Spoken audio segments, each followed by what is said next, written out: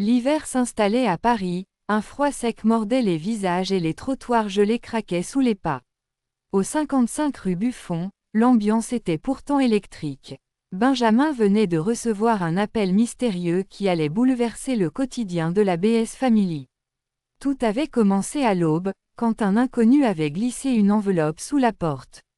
À l'intérieur, une photo jaunie montrant Sandra, Benjamin et un visage inconnu, celui d'un homme souriant, debout à côté d'eux. Au dos, un message griffonné: le nouvel horizon approche, préparez-vous. Sandra, intriguée, fronça les sourcils. Tu reconnais cet homme? Demanda-t-elle en montrant la photo à Benjamin. Jamais vu, mais pourquoi nous l'envoyer à nous? La journée passa sous tension. Dylan, toujours prompt à flairer les embrouilles, débarqua avec Jay, Noémie, Walid et Kamel. Tous s'installèrent dans le salon, transformé en véritable QG. Ça pue l'embrouille, lâcha Dylan en croisant les bras. On est surveillé, c'est sûr. Ou alors c'est un jeu de piste, ajouta Jay, son ordinateur déjà ouvert.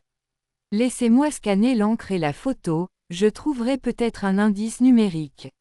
Vers midi, Gilou passa les voir, suivi de Lorberto. La deuxième DPJ avait elle aussi reçu des informations concernant un horizon lié à un groupe clandestin. On n'est pas loin de croire que ça vous concerne directement, expliqua Laure. Il va falloir rester prudent.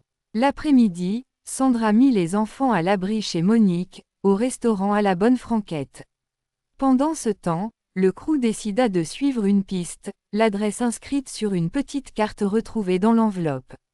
Elle menait à un entrepôt abandonné, près de Bercy.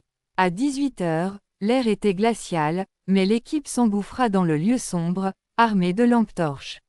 Le silence pesait lourd, interrompu par quelques gouttes d'eau tombant du plafond. Sur un mur, une inscription rouge sang, Horizon 2027. Soudain, un bruit retentit. Une silhouette s'échappa par une porte dérobée. Dylan courut, mais trop tard. La personne avait disparu. En revanche, elle avait laissé tomber un carnet noir.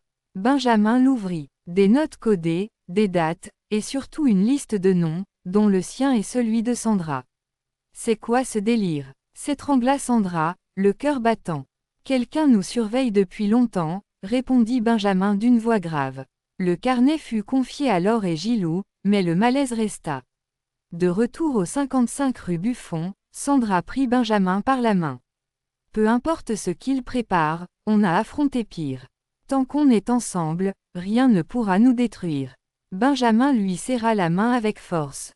Toi, moi, la BS Family, on est prêt pour l'horizon. Peu importe ce que ça cache.